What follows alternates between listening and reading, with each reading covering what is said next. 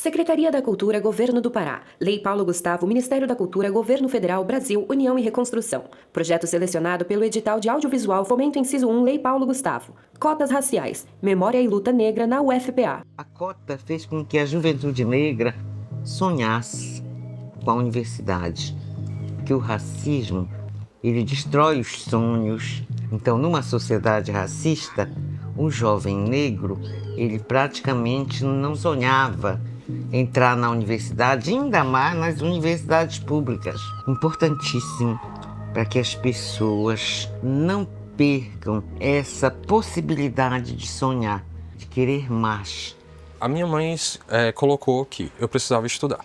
Eu, com meus 12, 13... Alexandre Pimenta, advogado e membro da Comissão de Promoção da Igualdade Racial da OAB. Ir para feira, etc. Eu tive esse pequeno privilégio da minha mãe dizer, olha, até hoje eu consigo sustentar você e o seu irmão, que eu tenho um irmão mais novo, sozinha, então eu quero que você se foque nos estudos. Então eu vi a política de cotas ser debatida no Supremo Tribunal Federal. A gente viu que ela é constitucional, porque eu sempre gostava de explicar isso para os alunos que igualdade, existem várias vertentes da igualdade. O que a gente precisa entender é uma questão de igualdade material e igualdade formal. O fato da lei dizer que todos são iguais não nos faz iguais. Temos as nossas diferenças e essas diferenças elas precisam ser conhecidas e ser trabalhadas. E a política de cotas ela serve para isso, para que haja esse aprofundamento, esse conhecimento. O sistema de cota racial... Domingos Conceição, sociólogo e militante do Movimento Negro do Pará, Mocambo. Movimento socio-negro brasileiro. E nós, aqui no Pará, e fundamentalmente através da Universidade Federal do Pará, que é onde a gente inicia esse processo, né? Ele é muito importante. Eu lembro, a primeira escola que eu trabalhei, na verdade, que foi em Salvaterra, eu lembro que teve uma situação que eu trabalhei identidade com as crianças. E nesse processo da identidade, eles tinham que fazer um autorretrato. Thaís Pimenta, professora, pedagoga e doutoranda em educação pela UFPA. No final, um desenho que me representava. Junto com uma aluna lá, professora, a senhora é linda e tal, mas eu fui representada branca e loira. Totalmente o inverso da minha representação. Então, a partir disso, eu fui ter um diálogo com as crianças. Eu disse, olha, mas eu sou negra. Quando eu disse a palavra negra, foi como se fosse um insulto. Não, professora, a senhora não é negra. Essa ideia que eu tenho, essa obrigação que eu tenho de trabalhar a questão de uma educação antirracista, que eu acho que esse que é o termo mais adequado, ela veio exatamente da formação que eu tive. Na graduação, na pós-graduação, eu fiz uma especialização em relações étnico-raciais no ensino fundamental. No mestrado, a minha pesquisa de mestrado ela foi voltada para a história de professoras negras na educação básica de Belém. Então, é uma coisa que eu tento trabalhar muito na escola, não apenas no 20 de novembro. Porque na escola há, dentro do currículo, aquela ideia, 20 de novembro, bora reunir, bora fazer alguma coisa, bora falar de Zumbi dos Palmares. E não, eu tento colocar mesmo nas disciplinas. E toda vez que tem algum projeto pedagógico, eu puxo para essa questão, porque é um assunto que muito tempo foi silenciado. Então, tem que ser dito sempre. As universidades hoje estão com a cara da sociedade. Antigamente, as universidades só tinham dentro dela, sobretudo as universidades federais, a classe média branca. Hoje, você tem as universidades compostas de corpos que são reflexo da diversidade. Em um corredor, uma garota negra com cabelos crespos e castanhos sorri. Bom, a universidade, eu já tive vários acessos a ela. Aqui eu quero cursar, que é Andréia Carvalho, estudante do Colégio Brigadeiro Fontinelli. E eu me vejo lá, sim, eu me vejo cursando o curso que eu quero progredir nele e tudo mais. Mas eu quero me olhar mais e vendo outras pessoas lá. Por exemplo, eu já vi minha irmã cursando, meu irmão cursando. Todos os meus irmãos, falar a verdade, eu sou a caçula, então eu sou a última. Então eu me vejo lá também. O próprio curso do Direito, atualmente, nós conseguimos verificar mais pessoas que se autodeclaram pretos, pardos, negros. O pardo, hoje em dia, é menos, mas muito mais essa questão de entender a questão de ser negro. Tanto que eu entrei porque eu me considerava pardo.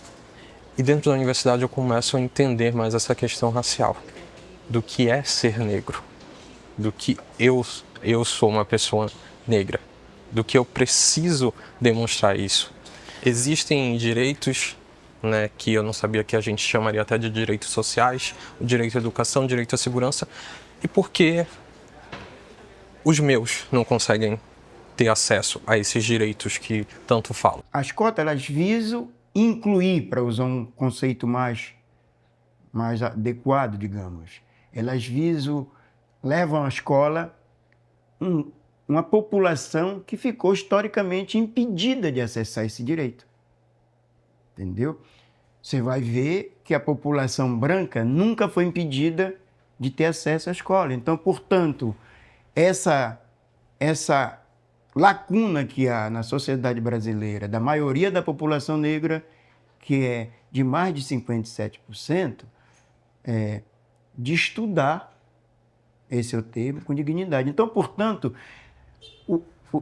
a questão do resultado, ele ainda é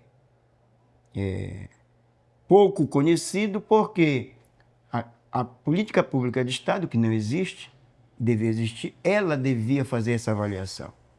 Então, a cota ela é necessária, ela é um direito, acho que esse é o termo maior, acho que os jovens eles têm que entender que a cota não é vergonha, use a cota, entenda que a cota é seu direito, não vá nesse discurso midiático que tenta dizer para a gente que a cota ela acaba fazendo uma segregação, isso aí é para você não usar o que é seu direito, porque até mesmo dentro desse processo a gente sabe hoje que tem várias situações que pessoas que têm dinheiro mesmo, que elas tentam de alguma forma burlar esse sistema, né? Até pessoas que não são negras e hoje se identificam como negras, né? A gente vê muito isso nos processos seletivos, pessoas que não se compreendem como negra, mas eu vou usar a cota, então... Por isso que hoje o processo está tão fechado, né? Tem um processo mais específico.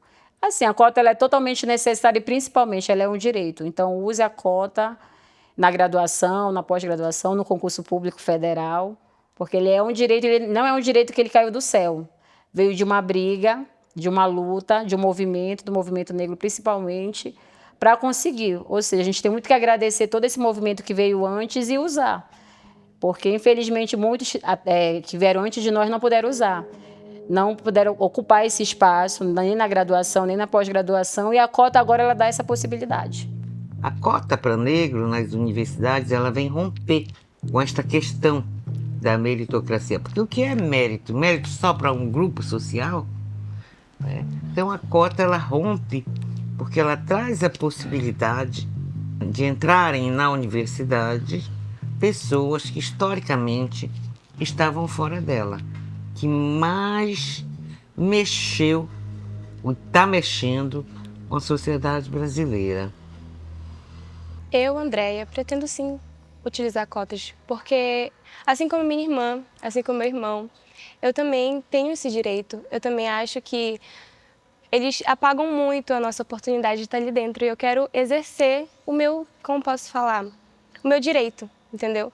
Porque eles passam pra gente que cotas não é algo bom, passam pra gente que cotas é esmola, mas não é esmola, é algo que a gente tem direito e é algo que eu quero mostrar que eu realmente tenho que estar lá, eu tenho que estar para provar, tenho que estar ali para ser espelho para os próximos que vêm, assim como meus irmãos foram para mim, entendeu? A Nancy, a divindade da cultura Fanti-Axante, a deusa Aranã, que se apresenta em forma de aranha. Quando assume essa forma, recebe o nome de Anã. Um homem negro com cabelos cacheados e cavanhaque preto sai por um portão da Universidade Federal do Pará. Teias que tomo como metáfora para as ações desempenhadas por um povo que, lançado em uma situação limite, buscou forças para resistir. Em uma estante, estatuetas do Festival de Cinema Negro Zélia Amador de Deus. Nenhuma ação terá maior ou menor importância, pois todas se constituirão nos fios de uma grande teia que será estendida, unindo os grupos e os seus descendentes e ainda os dois continentes. Há uma mesa, Zélia Amador de Deus, professora emérita da UFPA e militante do Movimento Negro do Pará, lê um livro. Criados pela deusa, por essa divindade, serão dotados de consciência de unidade e de solidariedade. Ela é uma senhora negra com cabelos crespos, pretos e curtos, tem as sobrancelhas finas e olha para o livro. Memória e Luta Negra na UFPA. Surgem os créditos. Equipe técnica, produção executiva, Cine Diáspora, direção Dellen de Castro e Gisele Kowalski. Os demais créditos seguem. À esquerda, sequência de fotos de homens e mulheres negros com becas. Trabalha em parceria com o Programa de Educação Tutorial da UFPA PET, Interdisciplinar Conexões de Saberes. Em um muro, um grafite colorido. Uma mulher negra usa uma beca e capelo e ergue um diploma. Em uma caixa de diálogos escritos: cota não é esmola, é direito. Ao redor da mulher, uma coroa e livros.